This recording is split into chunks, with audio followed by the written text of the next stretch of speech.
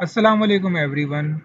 As you know, we are learning about area and perimeter of basic plane figures और हम area of square देख चुके हैं. Also we have seen the perimeter, area of rectangle and the perimeter, and we have also learned about the area of triangle and perimeter also. And the last, we have seen area of circle and the circumference, radius, diameter. Now, today we will learn about area of parallelogram.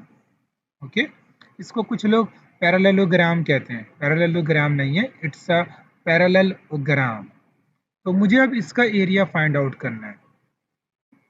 तो अब मुझे जो अपनी previous knowledge है मुझे उसमें से इसका एरिया गैदर करना है. और मैंने जब इस शेप को गौर से देखा तो मैंने ये सोचा कि क्यों ना इसका ये पार्ट कट किया जाए यहाँ से, और यहाँ से ये पार्ट कट करके ये वाला पार्ट मैं आपको दिखा देता हूँ. ये जो पार्ट आपको नज़र आ रहा है, ये पार्ट मैंने सोचा है ये कट किया जाए. ये पूरा ये मैंने यहाँ लाइन ड्रॉ करके इसको कट किया है, और अब मैं इसको यहाँ पेस्ट करता हूँ. So have a look, what is the shape here? It's a square, or you can say it's a rectangle. So what is the area of a square or a rectangle? It is area equals length into breadth. So simply we have found the area of parallelogram. It is length into breadth. लेकिन इसके लिए हम और terminology use करेंगे. We will say this one the base, और ये जो हमने कट किया है जहाँ से, we will say this one the height. So we will use area of parallelogram equals base into height. Got it? अब आपको ये बात मालूम हुई है कि ये फॉर्मूला कहाँ से जनरेट हुआ है. बेसिकली ये फॉर्मूला एरिया ऑफ रेक्टेंगल से जनरेट किया गया है. अंडरस्टैंड? बस यहाँ पे टर्मिनोलॉजीज दूसरी यूज की हैं. यानी कि अगर आपको कोई कहे कि एरिया ऑफ पैरेललोग्राम मालूम करें तो आपके पास बेस होनी चाहिए, और बेस के बिल्कुल अपोजिट में, ये बिल्कुल अपोजिट है बेस का, ये उसकी हाइट होनी चाहिए. अंडरस्टैंड? सो आप इजीली एरिया ऑफ पैरेललोग्राम मालूम कर सकते हैं. Now let's solve some questions. So this is question number 1. Complete the table for each parallelogram. अब आप यहाँ देखिए, हमें बेस दी हुई है, हाइट दी हुई है, और हमें कहा जा रहा है कि आप एरिया मालूम करें. तो अभी आपने ये देखी है एरिया का फॉर्मूला क्या है. Area equals length into breadth. So it's mean I can put 12 multiply by 7, और area equals base into height भी है. ठीक है. So 7 12 the 7 10 the 70, 7 to the 14, 14 plus 70 is 84 centimeter square. So this is the basically unit of area. So my answer is 84 centimeter square. अब ये next question में देखिए, हमें एरिया दिया हुआ है और हमें हाइट भी दी हुई है, और कह रहे हैं कि बेस मालूम करें. We know area equals base into height. तो अगर मुझे हाइट मालूम बेस मालूम करनी है तो एरिया इज 42, बेस मालूम करनी है, हाइट को मैं वहाँ जाके डिवाइड कर दूंगा. तो 6 7 42 आता है. So my answer should be, sorry 6, या ये 8 गलत लिखा हुआ है यहाँ पे, क्योंकि 6 7 42 आता है. देयर शुड बी 7, यहाँ 7 होना चाहिए. It is my mistake. Now look at here, 7.8 and 42.9 area दिया हुआ है, बेस दिया हुआ है, और कह रहे हैं हाइट मालूम करें.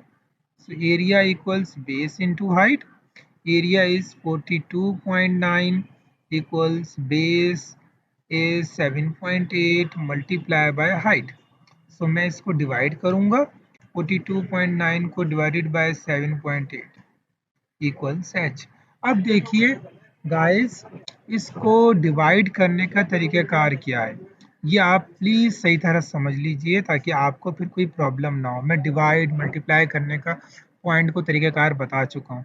फॉर एग्जांपल अगर यही नंबर होता 42.9 मल्टीप्लाई 7.8, तो इसको मल्टीप्लाई करना होता, तो मैं क्या कहता था मैं कहता था भाई आप पॉइंट भूल जाएं, 429 मल्टीप्लाई बाय 78 इसको मल्टीप्लाई करें, और जब आपका आंसर आएगा तो यहाँ पॉइंट के बाद आप देखिए सिर्फ एक ही डिजिट है 1, और यहाँ भी पॉइंट के बाद देखिए सिर्फ एक ही डिजिट है 1। तो आपका आंसर आना चाहिए 1 + 1 2, यानी कि आपके आंसर में पॉइंट के बाद सिर्फ 2 डिजिट हो। ओके, तो आपका जो भी आंसर आएगा आप पॉइंट के बाद दो दो डिजिट यहाँ लिखेंगे, बाकी सारा आंसर आप यहाँ लिखेंगे। इसी तरह जब आप डिवाइड करने जा रहे हैं तो हम पॉइंट के बाद डिजिट को प्लस करते हैं, यहाँ पॉइंट के बाद डिजिट को हम माइनस करेंगे। अब देखिए यही सवाल है, लेकिन डिवाइड नहीं कर रहे अब हम सॉरी मल्टीप्लाई नहीं कर रहे, अब हम डिवाइड कर रहे हैं। तो पॉइंट के बाद एक डिजिट है, पॉइंट के बाद एक डिजिट है। मल्टीप्लाई करते वक्त मैंने प्लस करा था, लेकिन डिवाइड करते वक्त मैं माइनस करूंगा, तो 1 - 1 0। इसका मतलब अगर 0 आंसर आया तो इस आंसर में पॉइंट के बाद कोई डिजिट वगैरह नहीं आएगा सॉल्व करते हुए, यानी कि इस चीज़ को मुझे देखना ही नहीं है। मैं सिंपली यहाँ से पॉइंट रिमूव कर दूंगा, दैट्स ऑल। पॉइंट है ही नहीं। मैं क्या डिवाइड करूंगा, 429 को 78 से डिवाइड करूंगा, 78 से। Got it. अब देखिए 78 के टेबल में 42 तो नहीं आता, तो 429 ही मुझे पिक करना पड़ेगा, और मैं उसी तरह, तो मैं चेक करता हूँ 78 6 ओके, so 6 8 48,